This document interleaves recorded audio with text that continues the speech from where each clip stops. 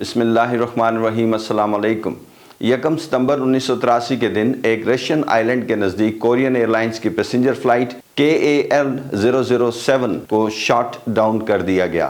جہاز پر موجود 269 مسافر اس حادثہ میں ہلاک ہو گئے۔ اس ویڈیو میں میں آپ کو اس حادثہ کی اوتھینٹک ممکنہ تھیوریز جو کہ انٹرنیشنل سول ایویشن آرگنائزیشن کی رپورٹس میں لکھی ہوئی ہیں ایکسپلین کروں گا، اور یہ بھی بتاؤں گا کہ اس طرح کا ایک واقعہ ہمارے ملک میں بھی ہوتے ہوتے بچا۔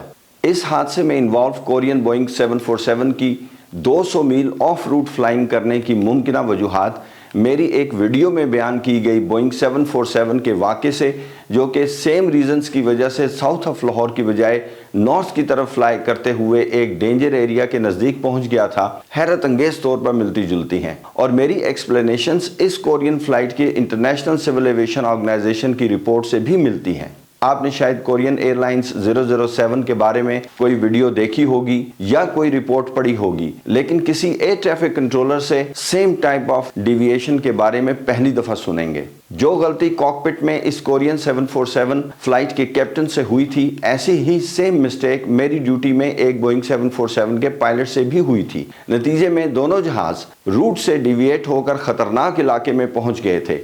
بدقسمتی سے کورین ایئرلائنز کی flight 007 Russian fighter aircrafts نے شوٹ ڈاؤن کر دی، لیکن خوش قسمتی سے ہمارے ہاں بوئنگ 747 محفوظ رہا۔ دونوں پیسنجر فلائٹس تھیں۔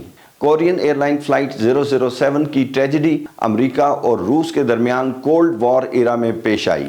رشین اتھارٹیز کے مطابق یہ جہاز اپنے روٹ سے 200 میل ہٹ کر رشین ایئر سپیس میں جاسوسی کرنے کے لیے فلائی کر رہا تھا، لیکن رشینز اپنے اس کلیم کی کوئی ویڈیو پروف نہیں دے سکے۔ کورین ایئرلائن 007 فلائٹ جس نے نیو یارک امریکہ سے سیول جانے کے لیے ٹیک آف کیا تھا، ریفیولنگ کے لیے الاسکا میں لینڈ کیا۔ ریفیولنگ کے بعد 31 اگست کی صبح 4 بجے ٹیک آف کیا۔ ٹیک آف کے تھوڑی دیر بعد اس فلائٹ نے انٹرنیشنل ڈیٹ لائن کراس کی اور تاریخ بدل کر 1 ستمبر ہو گئی۔ اس وقت تک یہ flight already north of root deviate کر چکی تھی اور سینسٹیو رشین ایئر سپیس میں پہنچ چکی تھی۔ اب یہ فلائٹ رشین ریڈار پر پک ہو رہی تھی۔ تقریباً سیم ٹائم پر رشین ریڈار نے امریکہ کا ایک جاسوس بوئنگ 707 طیارہ بھی اس کورین ایئر لائن کی فلائٹ کے بالکل نزدیک پک کیا۔ اس جگہ پر سوویت ڈیفنس ریڈار سے مس آئیڈینٹیفیکیشن ہو گئی، یعنی انہوں نے غلطی سے کورین ایئر لائن کی اس فلائٹ کو امریکہ کا جاسوسی طیارہ سمجھ لیا۔ یہاں پر ایک اور تھیوری بھی CNN ٹی وی پر اس وقت ایک آفیشل نے اپنی آئیڈینٹی خفیہ رکھتے ہوئے پیش کی۔ اس کے مطابق امریکی جاسوسی طیارے نے جان بوجھ کر کورین فلائٹ کے اتنے نزدیک فلائی کیا کہ رشین ریڈار کنٹرولر سے مس آئیڈینٹیفیکیشن ہو گئی۔ اس جگہ سے امریکی جاسوس طیارہ واپس مڑ گیا۔ یہ اس لیے کیا گیا کہ رشینز کی ایئر ڈیفنس کیپیبلٹی کو ٹریگر کر کے ٹیسٹ کیا جا سکے۔ اسے ہم پروب بھی کہتے ہیں۔ اب اس وقت رشینز کورین ایئرلائنز کے بوئنگ 747 کو ہی امریکی جاسوس طیارہ سمجھ رہے تھے۔ انہوں نے اپنی SOP کے مطابق فائٹر جیٹس کو سکریمبل کر دیا۔ یہ فائٹر جیٹس ٹارگٹ تک پہنچنے میں لیٹ ہو گئے اور اس دوران کورین ایئرلائن کی یہ فلائٹ اس سینسٹیو ایریا سے نکل کر انٹرنیشنل واٹرز پر پہنچ گئی، لیکن تھوڑی ہی دیر بعد آگے آنے والی رشین ایئر سپیس میں دوبارہ داخل ہو گئی۔ اب یہ فائٹر جیٹس اس بوئنگ 747 کی ٹیل پر تھے۔ ان فائٹر جیٹس کی بعد میں ریلیز کردہ کمیونیکیشنز کے مطابق فائٹر پائلٹس نے یہ نوٹ کیا کہ کورین ایئر لائن کی اس فلائٹ کی نیویگیشن لائٹس بلنک کر رہی تھیں۔ اس کا مطلب یہ تھا کہ یہ جاسوسی والا جہاز نہیں ہو سکتا۔ اس جگہ رشین فائٹر جیٹس نے وارننگ شاٹس فائر کیے جو کہ کورین ایئر لائن کے پائلٹ کو نظر نہیں آئے۔ تقریباً اسی وقت کورین ایئر لائن کی فلائٹ کو ایئر ٹریفک کنٹرول سے ہائر لیول کی کلیئرنس ملی اور اس نے کلائم کرنا شروع کر دیا۔ رشین فائٹر پائلٹس نے یہ سمجھا کہ اس نے فائٹر ایئر کرافٹ کی فائرنگ سے بچنے کے لیے مینوور کیا ہے۔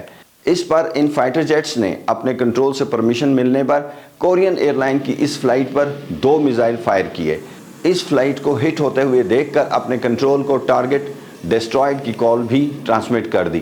کورین ایئر لائن کی یہ فلائٹ ہٹ ہونے کے بعد بھی تقریباً 11 منٹ تک سمندر میں کریش ہونے سے پہلے فلائی کرتی رہی، پھر یہ بدقسمت جہاز سمندر میں گر گیا۔ پہلے تو سوویتس نے یہ ماننے سے انکار کر دیا کہ انہوں نے اس فلائٹ کو شوٹ ڈاؤن کیا ہے۔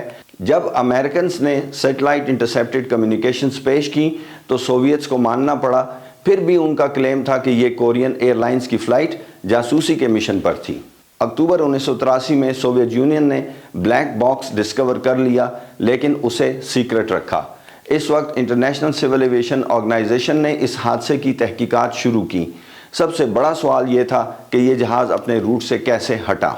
लिमिटेड इंफॉर्मेशन की बेस पर इंटरनेशनल सिविल एविएशन ऑर्गेनाइजेशन ने 2 पॉसिबल थ्योरीज पेश की। पहली थ्योरी के मुताबिक ऑटो पायलट को INS के बजाय हेडिंग मोड पर सिलेक्ट किया गया था। इस वजह से विंड करेक्शंस अप्लाई नहीं हुई और जहाज़ अपने रूट से हटता चला गया। अगर ये ऑटो पायलट INS पर सिलेक्ट होता तो तमाम करेक्शंस के बाद ये जहाज़ अपने रूट पर ही रहता। याद रखें कि इस वक्त INS ही कमर्शियल फ़्लाइट्स की नेविगेशन का सबसे बेहतर तरीक़ाकार था। GPS उस वक्त इंट्रोड्यूस नहीं हुआ था। दूसरी पॉसिबल थ्योरी ये थी कि पायलट ने गलत हेडिंग कंप्यूटर में फीड की थी।